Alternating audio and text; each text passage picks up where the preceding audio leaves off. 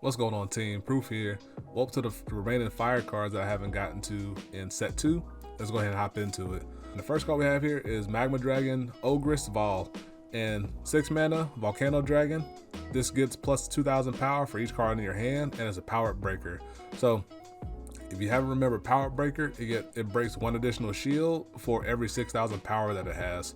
So if it's under 6,000, it breaks 1 shield. If it's between 6,000 and 12,000, it breaks 2, and then 12,000 to 18,000, 3 shields, and then so on and so forth. So it is kind of weird that this card gets power for cards in your hand, but this is basically Slifer, the Sky Dragon. But Fire is typically known for using the cards in their hand as opposed to keeping cards in their hand. So you want to pair this up with something like Water or maybe Darkness with Dark Soul Creation, just to get a bunch of cards into your hand to then make this card a very quick triple breaker, because you need to have 6 cards in hand to make this a triple breaker. I don't know if it's gonna see a whole lot of play, just because it is kind of a fairly awkward card, because you want to be playing the cards in your hand as opposed to holding them to make Ogress bigger. So it may not see a whole lot of play, and you might want to be putting your dragon tools into something that's more consistently powerful, such as Galand or Regarian, things like that. And next up we have Herlosaur, 6 mana rock beast shield trigger. When it enters the battle zone, destroy one of your opponent's creatures that has 2000 power or less. So this is kind of like Fire's answer to Aqua Surfer, but since it's not as flexible as Aqua Surfer, it may not see as much use as Aqua Surfer, because Aqua Surfer is unrestricted in what it can bounce back to your opponent's hand. This here is limited to 2000 power, which is kind of hard to weave in because there's a whole lot of power destruction already in Fire that's better than what Herlosaur can offer.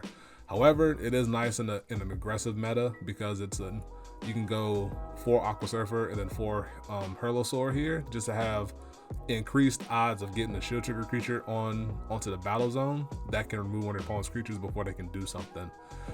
This does fit in nicely with double geyser rock beast configurations as another way to get a nice rock beast shield trigger to go alongside Magma Rex. Next up we have Blizzard of Spears, a card that I've alluded to a couple times before, but I couldn't confirm what it did because I wasn't sure if they were going to mess with the mana cost. But it stayed the same. 6 mana spell, destroy all creatures that have 4000 power or less. So it impacts both boards, but hitting 4000 power is very, very important, because up to now 3000 or 4000 power has been like a nice little stable power threshold, because outside of Tornado Flame, a lot of common things couldn't quite reach 4000 power. Like a lot of aggressive decks had very commonly played 3000 power and under creatures, so 4000 power creatures became a nice little breakpoint there. But now that breakpoint has kind of been hit in Blizzard of Spears, because you can just wipe all those creatures out. So a lot of commonly played 4000 power creatures need to be aware of your opponent playing Fire, because they might run into this. So something to keep in mind. This does hit Petrova because it impacts all creatures at the same time. It does not kill the buffed up creatures that Petrova is imbuing with power, but you can follow it with a future Blizzard of Spears before they buff it up again through secondary Petrova to get rid of it that way. But it is one of the few ways to interact with Petrova, because it's not a choose effect. So very, very common add at the moment for control decks, just for that reason by itself. Also because it can just wipe out the entire existence of Fire aggressive decks outside of those that might have already fielded something like Crystal Paladin. So beware if you're playing aggressive decks, to look out for this. If you're playing decks that have mid-rangey options, you might want to put in something that can exist over 4000 power to make sure you don't die fully to a Blizzard of Spears. Next up we have Volcanic Saurus, rock beast. It's a double breaker, gets 2000 power while attacking, and then it can't be attacked. So this is a weaker version of Otherworldly Naglu. However, it is a rock beast, so it can turn into double geyser, which is a nice benefit, unlike what Naglu has, being an Armorloid. But it does attack for weaker, which means that if your opponent is playing 7000 power blockers, which might become a little more common now that Blizzard of Spears is back into the meta, you want to look out for that. Speaking of which, this can just die flat out to a Blizzard of Spears, hitting exactly at 4000 power. So something to look out for. it might see a little bit of niche use and a little bit niche play, but I do suspect Rock Beast decks to play something that's a little more proactive in nature. Then next up we have one of the most powerful of the Charger spells in Volcano Charger, which is a card that I've talked about a couple times, but now you can see what it does. 4 mana spell, destroy one of your opponent's creatures with 2,000 power or less, and Charger, so it accelerates your meta as opposed to going to the graveyard like all other Chargers. The reason why this one is so powerful is because a lot of evolution baits and a lot of early drops fall into that 2,000 power or less range. Cocolupia before your dragon decks can, or your opponent's dragon decks can accelerate. Both of the commonly played Astral Reef evolution baits are 2,000 power and under, or under their 1,000 power. So a lot of evolution baits, like I talked about, can fall into that range, which makes this a huge benefit for control decks to use, because they can get rid of something that's potentially going to be a bigger threat later, while accelerating them directly into potentially 6 mana, which means Terror Pit, Blizzard of Spears, Aqua Surfer, things like that. So it's a nice 4 mana turn into a 6 mana power spike turn. So that's why you want to look out for it. Next up we have Boltail Dragon, which is 6 mana Armor Dragon shield trigger. And this card was changed a whole lot, like a huge change from the TCG/physical card game. In the old game, it was a 7 mana 9,000 power double breaker. And now they've reduced the cost by 1, pretty much slashed them in half, or a little over half, but then they made them a shield trigger creature, which is nice for dragon decks to potentially include, because it could be a surprise dragon if your opponent's trying to be aggressive to end the game before your dragons can start to come down, and before your Bajula and your bigger evolution dragons can come down. And then surprise, Boltail here, and then it can go right into their evolution and then start maybe turning the game around from there. So I keep saying so a lot. But for dragon decks that are needing other options, this is a nice little common option to use if you're maybe trying to bridge the gap here, or you just like the idea of having a shield trigger dragon in your deck to probably come down for that reason alone.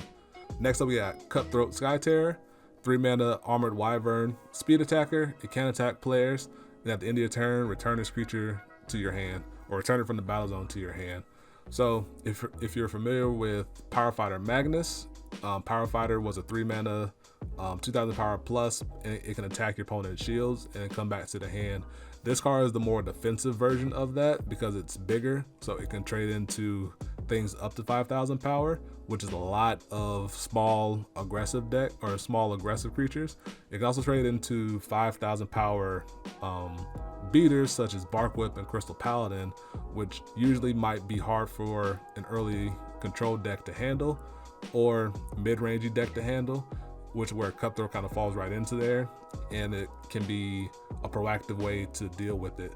Before, in set 1, you commonly saw things like Trench Scarab, which is it's a giant insect, 3 mana, 4,000 power plus, kind of just sat on the board. It can attack up to 8,000 power, but this here is kind of a repeatable threat and kind of keeps your opponent at bay.